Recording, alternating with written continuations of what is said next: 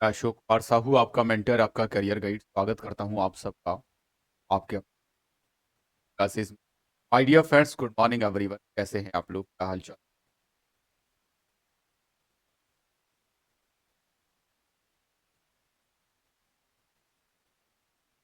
SIC 2024 हम लोगों ने एक लक्ष्य बनाया है, और इस लक्ष्य को पूरा करने के लिए मेरे दोस्तों, मैं आप लोगों के साथ हूं। और जितना भी मैं स्ट्रगल करूंगा, जितना भी मैं आप लोगों के साथ में मेहनत करूंगा, मेरे दोस्तों, इस मेहनत का रिजल्ट आना चाहिए। सिर्फ कोर्स करना, क्लासेस लेना, ये आपके एम नहीं चाहिए। मैक्सिमम स्टूडेंट सिर्फ यहाँ तक सीमित रह जाते हैं कि हाँ, क्लास ज्वाइन कर लिया और पढ़ना शुरू कर दिया। लेकिन क्या पढ़ना है, कैसे पढ़ना है, इस बात पर हमारा मेनली सिलेक्शन डिपेंड करेगा, निर्भर करेगा। तो मेरे दोस्तों, मैं आप सबसे एक ही बात कहना चाहता हूँ कि जब भी आप किसी कोर्स में आए, तो एक, आपको 100% उस कोर्स के इंस्ट्रक्शंस को फॉलो करना है। उस कोर्स के अंदर जो गाइडलाइंस आपको दिए जाएं, उनको पूर्ण निष्ठा के साथ में निभाना है, मानना है। हमारे पास एक बहुत ही अच्छा ड्यूरेशन है प्रेजेंटली। हम आपसे आज यही कहेंगे कि मेरे साथियों, जितना ड्यूरेशन हमारे पास है, अगर इस ड्यूरेशन का सही तरीके से उपयोग किया जाए, तो सिर्फ एक सिलेक्शन के लिए हमें स्ट्रगल नहीं करना पड़ेगा, एक रैंक हम लोग हासिल कर पाएंगे। और जो क्लासेस आपने चूज किया है, वो क्लासेस, मेरे साथियों, आपका एक बहुत ही समझदारी का, सूझबूझ का निर्णय रहेगा, जिससे कि आप लोग जो इमेजिनेशन में अभी देखते हैं, वो प्रैक्टिकली देख पाएंगे। यानी कि हो सकता है मेरे साथियों, आने वाले 75 डेज के बाद आपके गले में स्टेथोस्कोप हो, और आप एक नर्सिंग ऑफिसर बन करके उस इंस्टीट्यूट के अंदर जाएंगे, जिस इंस्टीट्यूट के लिए आपने अभी एक सपना देखा हुआ है। मेरे दोस्तों, इस सपने को पूरा करने के लिए, इस सपने को साकार करने के लिए, आपके अपने साहू सर, जो हमेशा से आपके साथ खड़े रहे हैं और हमेशा से आप लोगों को हर एक परिस्थिति के अंदर संभाला है, इस परिस्थिति में भी मेरे साथियों, मैं आपको संभालने के लिए आया हूं। मेरे दोस्तों, इस कोर्स के अंदर आपका क्या फीस लगा, क्या कॉस्ट आया, तो समझो कि ये जो आपने इन्वेस्टमेंट अपने आप पे किया है, मेरे साथियों, ये आपने इंस्टीट्यूट पे नहीं किया। मेरे साथियों, दूसरा आपका एक बहुत बड़ा जो क्वेश्चन है मुझसे, वो ये है कि आपके नोट्स को पहुंचने में 10 डेज का समय कम से कम मुझे लगेगा। जब तक आपके नोट्स आपके पास फिजिकली प्रिंटेड नहीं पहुंच जाते, तब तक आपको इसी कोर्स के अंदर कंटेंट सेक्शन में रेगुलरली हर एक लेक्चर का पीडीएफ अपडेट किया जाएगा, रिकॉर्डेड लेक्चर अपडेट किया जाएगा, लाइव क्लासेस आपको दिया जाएगा। संडे को आपका टेस्ट रहेगा, ताकि रेगुलरिटी में पढ़ने में आपको कोई भी डिफिकल्टी महसूस हमारी तरफ से नहीं होने देंगे। मेरे दोस्तों, जो गाइडलाइंस आपको मैं यहाँ से प्रोवाइड करूँगा, उस हर एक गाइडलाइन को आपको मानना है, फॉलो करना है, और उसी के हिसाब से अपनी प्रक्रिया को आगे बढ़ाना है। चलिएगा, इस कोर्स की शुरुआत कर रहे हैं। तो आज हर एक शुरुआत, शुभ काम की शुरुआत अच्छे तरीके से होना चाहिए। सबसे पहले हम आज जो शुरू करेंगे, ये कोर्स पूरा 2 पार्ट्स में रहेगा। पहला पार्ट होगा इसका 30 डेज, कोर्स वन। यानी कोर्स वन में आप पूरा सिलेबस एक बार 30 दिन के अंदर निपटा देंगे। फिर शुरुआत होगी कोर्स टू की, जो कि 20 डेज वाला क्लासेज हैं। यानी कि कोर्स टू के अंदर आपको फिर से एक बार पूरा सिलेबस, मेरे साथियों, कोर्स टू में फिर से पढ़ने को मिलेगा। और इस तरीके से मैं तो दावे के साथ ये आपसे कह सकता हूँ कि आपका एक सिंगल क्वेश्चन भी, 90% या 80% की वादा मैं नहीं कर रहा हूँ, आपसे मैं जो कह रहा हूँ उस पर गौर करिएगा। एक सिंगल क्वेश्चन भी आपका ऐसा नहीं होगा जो आपको ना आए, और एक सिंगल क्वेश्चन भी ऐसा नहीं होगा जो आपके एग्जाम में आ जाए और आपने ना पढ़ा हो। मेरे साथियों, जो आपके लिए मेहनत मैं कर रहा हूँ, जो स्ट्रगल कर रहा हूँ, और जो गाइडलाइंस आपको मैं प्रोवाइड कर रहा हूँ, उनका पूर्ण निष्ठा के साथ प्रयोग करना है। सबसे पहले आप सब लोगों को बधाई देना चाहता हूँ कि आप इस लाखों की भीड़ में वो कैंडिडेट है जिन्होंने गूगली को चुना। आप सबको मैं इस बारे में बहुत बहुत शुभकामनाएं और बधाई देता हूँ, क्योंकि आप के इसी डिसीजन से मैं अंदाजा लगा सकता हूँ कि आपके अंदर एक अच्छी डिसीजन मेकिंग है, आपके अंदर एक अच्छी समझ है, कंटेंट की समझ भी है, पढ़ाई की समझ भी है, और टीचर की समझ भी आपके अंदर अच्छी है। इसी से आपका आईक्यू लेवल का पता चल जाता है कि आपने गूगली को चुना। और मेरे साथियों, जिसने वुगली को चुना उसने हमेशा लाइफ के अंदर एक ट्रस्ट, हैप्पीनेस और सक्सेस को पाया है। और आप भी अब सक्सेस को पाकर रहेंगे। आप भी अब उस नर्सिंग ऑफिसर के ड्रीम को जो हम आज तक इमेजिनेशन कर रहे थे, अब हम उसे पूरा कर पाएंगे। तो मेरे साथियों, हर शुभ काम की शुरुआत हम पहले राम स्तुति के साथ करते हैं। तो एक बार मैं आपसे कहूंगा, रिकॉर्डेड क्लास नोट्स मिल जाएंगे, नोट्स आपके पास परमानेंटली रहेंगे। सारे recorded class including नॉर्सेट 7, you know that, जो प्रिपरेशन आप करेंगे से आप एंड टारगेट एग्जाम ESIC देंगे। बट ये आपके पास नॉर्सेट 7 यानी कि 12 मंथ की वैलिडिटी, 1 ईयर वैलिडिटी के साथ आपको ये कोर्स दिया गया है। इस शंकर हरिओम मंगल भवन मंगल हारी द्रवहुषु दशरथ अजर बिहारी जय सिया राम जय जय सिया राम संकट मोचन तुम्हें प्रणाम जय सिया राम जय जय सिया राम संकट मोचन तुम्हें प्रणाम। Thank you so much for your cooperation, my dear friends. When you just go for spiritual, then definitely you get energy and you get a courage to do something different to others. Just is a only not my religious purpose, only to inspire, only to motivate, and only to connect you with the supernatural power. Just not take it religious. Not means my meaning is that only to connect you the supernatural power, to energize your efficiency, to energize your capabilities, to concentrate you on a particular success, concentrate on you on a particular motivation. So my dear friends, just today I am going to my chapter and some of the guidelines before starting this session. Be concentrate please. आज हमारे पास मेरे दोस्तों A75, हर दिन एक दिन कम होगा, हर दिन एक दिन कम होगा, और हर एक दिन के साथ आपको अपने अचीवमेंट्स को बनाए रखना है।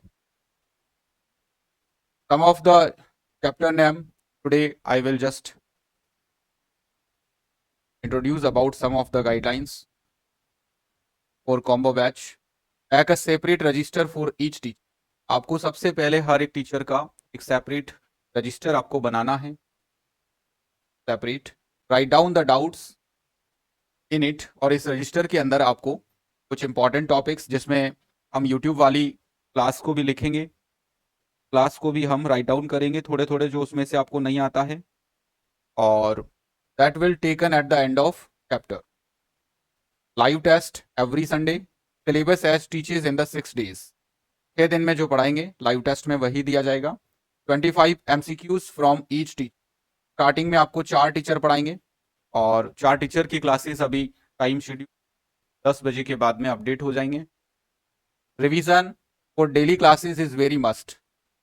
ये विशेष टास्क है मेरे साथियों, जो डिसाइड करेगा कि आप वाकई सक्सेस होंगे कि नहीं हो। अगर ये मिस किया और ये मिस किया तो परफॉर्मेंस पे बहुत फर्क पड़ जाएगा, चाहे मैं कितने भी एफर्ट क्यों ना कर लूँ। ठीक है, तो इस बात का विशेष ध्यान रखना। Selection is final aim, not the syllabus. Syllabus पे हम लोगों को कंसंट्रेट नहीं करना है, यानी हमारा फाइनल एम सिर्फ पढ़ लेना या मेरा पढ़ा देना या एक फॉर्मेलिटी कर लेना, that is not our final aim. समझ पा रहे हो मेरे बच्चों, सुन रहे हो मुझे अच्छे तरीके से? सिर्फ ये हमारा फाइनल एम नहीं है, this is our final aim. Must need to follow my every instruction every day till your exam. जब तक मैं रोजाना हर दिन कुछ सिखाऊंगा आपको, हर एक इंस्ट्रक्शन को आपको फॉलो करना है। क्या जो गाइडलाइंस आपको मैंने एवरीवन अंडरस्टूड वेरी वेल, यहाँ तक मुझे आप वेरीफाई करें। फिर हम आपको बताते हैं कि हम क्या क्या करने वाले हैं। सबसे पहले मैं आपका यूरिनरी सिस्टम यानी रीनल नेफ्रोलॉजी की शुरुआत कर रहा हूँ। पहले हम एनाटॉमी फिजियोलॉजी पढ़ेंगे हर चैप्टर के अंदर, यानी एनाटॉमी फिजियोलॉजी हर चैप्टर को किस तरह से डिजाइन किया हुआ है, लिसन केयरफुली। उसका रीनल का, यूरिनरी का डिसऑर्डर, देन उसका pathophysiology, then pharmacology and procedures. यानी कि मेरे साथियों, ये सब टास्क को इंक्लूड करके आपके चैप्टर को डिजाइन किया गया। पैटर्न वही रहेगा, एक तरफ क्वेश्चन होगा, दूसरी तरफ आंसर और टीचर का एक्सप्लेन। आपको ऑप्शंस पे से डिपेंडेंसी बिल्कुल खत्म करना है। जहां जरूरत होगी वहां ऑप्शन होगा, जहां जरूरत होगी वहां इमेज भी आपको इंक्लूड होगा, और सेम इसी पैटर्न में आपको नोट्स डिलीवर किए जाएंगे। आपको सिर्फ और सिर्फ अपने पर डे के टाइम को रिवीजन पे यूटिलाइज करना है, लगाना है, और संडे को पूर्ण तैयारी के साथ टेस्ट में बैठना है। चलिए, गुड मॉर्निंग एवरीवन। देखिए मेरे साथियों, सबसे पहली बात हम करते हैं किडनी की। तो किडनी का एक स्ट्रक्चर आपको मैं पहले बताना चाहूँगा कि किडनी किस तरह का होता है और किडनी का स्ट्रक्चर में क्या होता है। Just see here. मेरे दोस्तों, आप जानते भी होंगे कि किडनी देखने में कुछ इस तरह का दिखाई देगा। यहाँ से इस तरह से किडनी हमें दिखाई देगा। ये आउटर मोस्ट सरफेस जो होती है ये रीनल कॉर्टेक्स कहलाती है और इसके अंदर इस तरह से पिरामिड शेप के पेडुलास होते हैं और पेडुलास का जो टर्मिनल पॉइंटेड पार्ट होता है इसे हम पेपिला कहते हैं और पेपिला मिलकर के मेजर कैलिक्स के अंदर और फिर मेजर कैलिक्स मिलकर के माइनर कैलिक्स के अंदर ओपन होते हैं और फाइनली ये यूरेटर्स के थ्रू यूरिन को ले जा करके और ब्लडर में कलेक्ट करते हैं। इस तरह का स्ट्रक्चर हमारा नेफ्रॉन का होता है। तो ये यूरिन का रिजर्वॉयर कहलाएगा, ये यूरिथ्रा कहलाएगा, ये यूरेटर्स हैं और ये किडनी है। अब इसके अंदर जब आप देखेंगे तो ये रीनल कॉर्टेक्स है, जो व्हाइट एरिया है, ये पिरामिड से रीनल कॉर्टेक्स एंड पिरामिड दोनों को मिला करके किडनी का पेरेन्काइमा बोला जाएगा। किसी भी ऑर्गन का पेरेन्काइमा हम उस पार्ट को कहते हैं जो उसका मेन फंक्शनल एरिया होता है। तो यदि क्वेश्चन आता है कि functional part of kidney, then answer क्या जाएगा? रीनल पेरेन्काइमा यानी कोर्टेक्स एंड मेडुला। लेकिन क्वेश्चन आता है कि functional unit of kidney, then answer क्या जाएगा? नेफ्रॉन। नेफ्रॉन वो स्ट्रक्चर है जो किडनी के अंदर फंक्शनल है जिससे कि यूरिन बनता है। तो नेफ्रॉन की स्ट्रक्चर कुछ इस तरह की दिखाई देती है। यहाँ पर ये ग्लोमेरुलस होता है और इस टाइप से नेफ्रॉन के अंदर कुछ ट्यूब्स होती हैं, यानी कि हम कहेंगे ये जो ग्लोमेरुलस बोमेन कैप्सूल है और बोमेन कैप्सूल में एक आर्टरी आती है जिसको एफरेंट कहेंगे और एक आर्टरी जाती है जिसको हम इफरेंट कहेंगे। आने वाली एफरेंट का डायमीटर हमेशा ज्यादा होता है और इफरेंट का डायमीटर कम होता है। दोनों आर्टरीज यहाँ पर काफी नेटवर्क बना लेती है कैपिलरीज का और इसे हम ग्लोमेरुलस कहते हैं। इसी ग्लोमेरुलस से मेरे साथियों ऐसे मिलियंस नेफ्रॉन होते हैं हर किडनी के अंदर। इसी ग्लोमेरुलस से मेरे साथियों जो नाइट्रोजनस वेस्ट प्रोडक्ट्स हमारी बॉडी के अंदर मेटाबॉलिज्म से जनरेट होते हैं वो सारे फिल्टर होकर के और इधर यूरिन के अंदर एक्सक्रीट होते हैं। तो सिंपली यू नो दैट कि जो नेफ्रॉन है ग्लोमेरुलस है इसके अंदर 0.1 माइक्रोन के पोर होते हैं जिन्हें हम स्लिट पोर या फेनेस्ट्री पोर कहते हैं। फेनेस्ट्री पोर में से आरबीसी हो गया, प्रोटीन हो गया और ग्लूकोज हो गया, ये इसमें से पार नहीं हो पाते, इसमें से फिल्टर नहीं हो पाते हैं।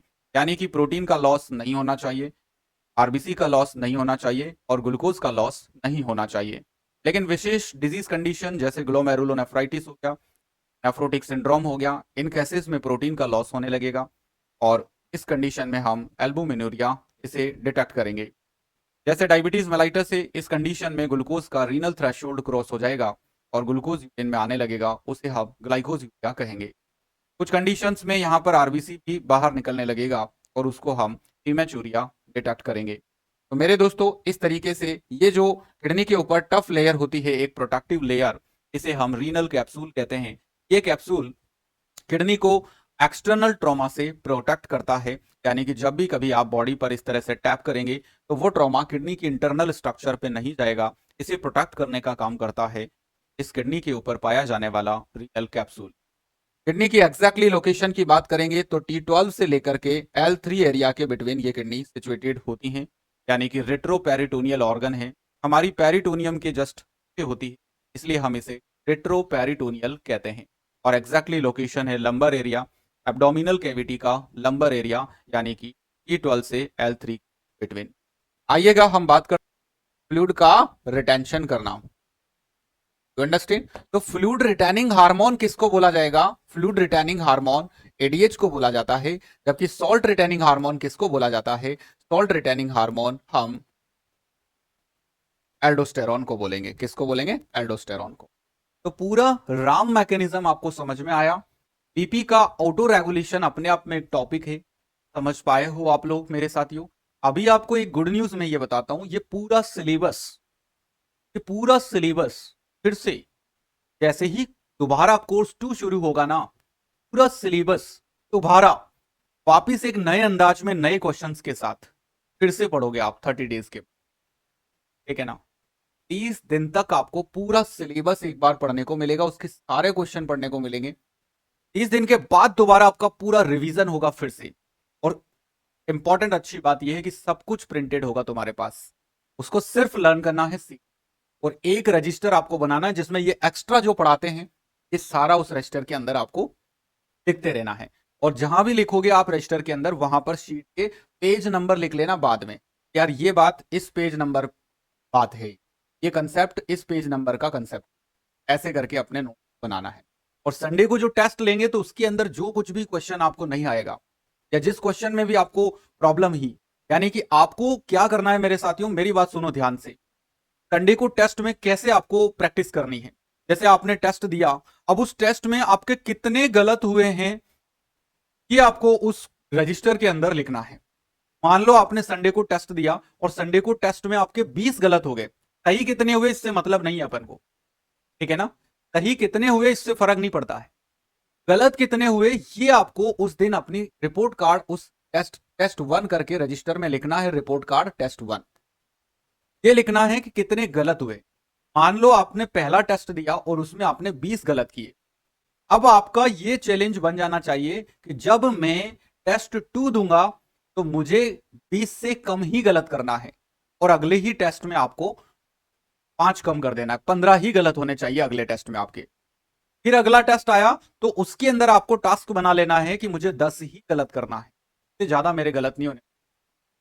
फिर अगला टास्क आया, आपको चैलेंज बना लेना है कि 5 से ज्यादा सवाल मेरे गलत नहीं होने, ठीक है ना। और क्वेश्चन टेस्ट में पूरे 100% अटेम्प्ट करना है आपको।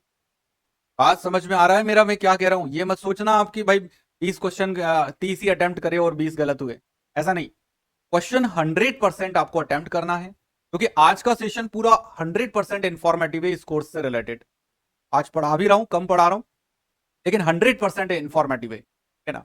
हर एक इस कोर्स की इंफॉर्मेशन आप इसके अंदर सुन लोगे और इसको मैं ओपन करवा दूंगा ताकि कोई भी कैंडिडेट आपसे कुछ भी पूछे ना, बोल देना उसमें सर की क्लास ओपन हो रही है, उसको सुन लो आप, सब जानकारी मिल जाएगा। क्लियर है? तो आपको समझ में आ गया ना मेरे बच्चों की कैसे करना है, अपन पूरे 100 के 100 क्वेश्चन अटेम्प्ट करना है और कितने हमें हमारे गलत हुए हर एक टेस्ट के अंदर ये हमें परफॉर्मेंस कार्ड बनाना ठीक है।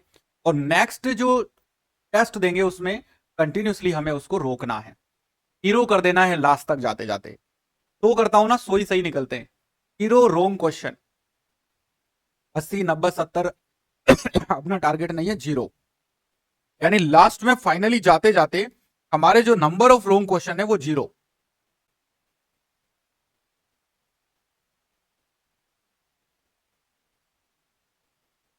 क्लियरली अंडरस्टूड हो गई बात? ओके, मतलब टेस्ट में एक भी क्वेश्चन नहीं छोड़ना है आपको बस। तो देखिएगा क्वेश्चन क्या कह रहा था कि how kidney helps to normalise BP, kidney BP को कैसे नॉर्मलाइज कर रहा है, किडनी का रोल क्या है। तो रिटेन द सोडियम और एक्सक्रेट द वाटर, नहीं वाटर को एक्सक्रेट क्यों करेगा, retain the sodium and water सही है, एक्सक्रेट द सोडियम नहीं, एक्सक्रेट द सोडियम नहीं। Acid base balance is regulated by the kidney by excreting the hydrogen ion और electrolytes to maintain the normal pH of blood. हमारा kidney क्या करता है, kidney continuously urine के साथ, देखो किडनी क्या करता है, किडनी किडनी क्या करता है, किडनी फ्लूइड को एक्सक्रीट करता है, किडनी H+ को एक्सक्रीट करता है और किडनी K+ को एक्सक्रीट करता है और किडनी Na+ को एक्सक्रीट करता है। किडनी आरबीसी, ग्लूकोज, प्रोटीन इनको एक्सक्रीट नहीं करता है, ठीक है। नहीं आएगा जीके, एसआईसी में कोई भी नॉन नर्सिंग सब्जेक्ट नहीं है जीके वगैरह। तो किडनी फ्लूइड एक्सक्रीट करता है और ये फ्लूइड बैलेंस बना के रखता है, बीपी को मैनेज करता है। किडनी H+ को एक्सक्रीट करता है, एसिड बेस को मैनेज करता है, ठीक है। अब किसी को यदि अगर कभी भी पॉलीयूरिया हो जाए, तो पॉलीयूरिया होने से, जैसे पॉलीयूरिया या फिर हमसे क्वेश्चन किया जाता है फ्रूसेमाइड, जब फ्रूसेमाइड देंगे तो उसमें कौन सा इलेक्ट्रोलाइट इम्बैलेंस होता है, आप आंसर दो। जब भी कभी किडनी अगर एबनॉर्मली फंक्शन करने लगे या फिर किडनी वो पॉलीयूरिया हो जाए या फ्लूसेमाइड अगर किसी को दिया जाए तो उसमें कौन सा इलेक्ट्रोलाइट एबनॉर्मलिटी आ जाएगा, तो आपको आंसर कर देना है कि सर उसको हाइपोकैलेमिया हो जाएगा, के प्लस का बहुत अधिक लॉस हो जाएगा बॉडी से, ठीक है। और जब हम आपको कहेंगे कि किडनी SIADH बहुत अधिक एडीएच अगर सीक्रेट होने लग गया, मान लो एक सिचुएशन में आपको एंडोक्राइन में ये पढ़ाऊंगा SIADH, तो SIADH का मींस क्या है, एडीएच बढ़ गया। और अभी अभी हमने क्या देखा कि एडीएच को हम वाटर रिटेनिंग हार्मोन कहते हैं, क्या कहते हैं, वाटर का रिटेंशन, ठीक है ना। तो किडनी ने पूरा 100% बहुत ज्यादा अधिक क्वांटिटी में वाटर रिटेन करना शुरू कर दिया। अब वाटर तो बहुत रिटेन हो रहा है लेकिन सोडियम उस कंसंट्रेशन में नहीं रहेगा, इसलिए आपको पता है कि SIADH में क्या हो जाएगा, SIADH में डाइल्यूशनल हाइपोनेट्रीमिया हो जाएगा, क्या हो जाएगा, डाइल्यूशनल हाइपोनेट्रीमिया। क्लियर हो गया, लगभग 180। ओके,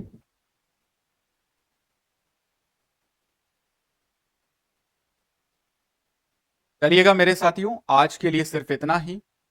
हुगली MCI चूज करने के लिए आप सबका बहुत बहुत धन्यवाद। नेक्स्ट हम कल आते ही आपको पढ़ाना स्टार्ट करेंगे, एग्जैक्टली 7:30 पे आप क्लास में आके बैठ जाएं। अगर मैं लेट होता हूं तो वेट करें, ओके। और जब तक मैं आता हूं 6 बजे आपको उठना है, जैसे पहले उठ जाओ तो और अच्छी बात है। 6 बजे से जब तक मैं आता हूं हर टीचर की क्लास में सुन लो कुछ बातें मेरी।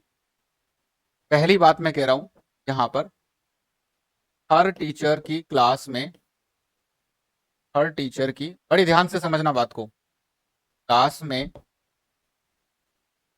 30 मिनट पहले आना है और जब तक सर नहीं आएंगे तब तक लास्ट डे पढ़ाया हुआ रिवाइज ऑब्लिक लर्न ऑब्लिक याद करना है। पहली बात सीख गए, हर टीचर में की क्लास में अपन को लगभग 30 मिनट पहले ही पहुंच जाना है, मतलब 30 मिनट का मार्जिन लेके चलना है एवरीडे, ठीक है ना। अ, सर मैंने गलती से SIC 30 ज्वाइन कर लिया है बट मुझे SIC 50 चाहिए, थोड़ा बात कर लेना आप ऑफिस के अंदर, अलीशा बात करोगे तो आपको वहां पे समझ आ जाएगा, ठीक है। इतना हो गया। दूसरी बात, जो अपनी नोट्स कॉपी है, notes copy of every subject, every subject, notes नहीं लिखना है। इसमें क्या क्या करना है, पहली बात तो कॉन्सेप्ट्स राइट डाउन करना है, ओके, यानी कि जो एक्स्ट्रा आपको मैं बताऊंगा वो सब लिखना है। दूसरा इसमें टेस्ट रिपोर्ट, टेस्ट रिपोर्ट, और टेस्ट रिपोर्ट के अंदर क्या लिखना है, number of, number of wrong questions, ये आपको लिखना है। और हर टेस्ट में, हर टेस्ट में नंबर ऑफ रॉन्ग क्वेश्चंस को कम करना है, जब तक कि 0 ना हो जाए, ठीक है। जैसे आपके मान लो टेस्ट 1 के अंदर 20 रॉन्ग हुए तो ये आपको 20 क्वेश्चन लिख लेना है, राइट कर लेना है एंड लर्न कर लेना है, ठीक है। जैसे आपने टेस्ट 2 दिया, आपको याद रखना है 15 पे आ जाना है। टेस्ट 3 दिया आपने, आपको 10 पे आ जाना है। टेस्ट 4 दिया, आपको 5 पे आ जाना है। टेस्ट 5 दिया, आपको 0 पे आ जाना है। और फिर टेस्ट 6 दिया, अपनी पोजीशन को मेंटेन करना है, 0। टेस्ट 7 दिया, 0। टेस्ट 8 दिया, और चाहे मेन एग्जाम दिया, 0। पूरा अंडरस्टूड हो गया? समझ गए मेरे बच्चों? मैंने कहा आज का सेशन बिल्कुल 100% इंफॉर्मेटिव। कैसे पढ़ना है, क्या करना है, कैसे हमें एकदम रैंक 1 पे पहुंचना है, कैसे हम तैयार होंगे, क्या हमारे तैयार होने का तरीका होगा। एवरीवन अंडरस्टूड ना वेरी वेल? Clear guys? चलिए, तो thank you so much, wish you all the best. हर हर बुगली, घर घर बुगली।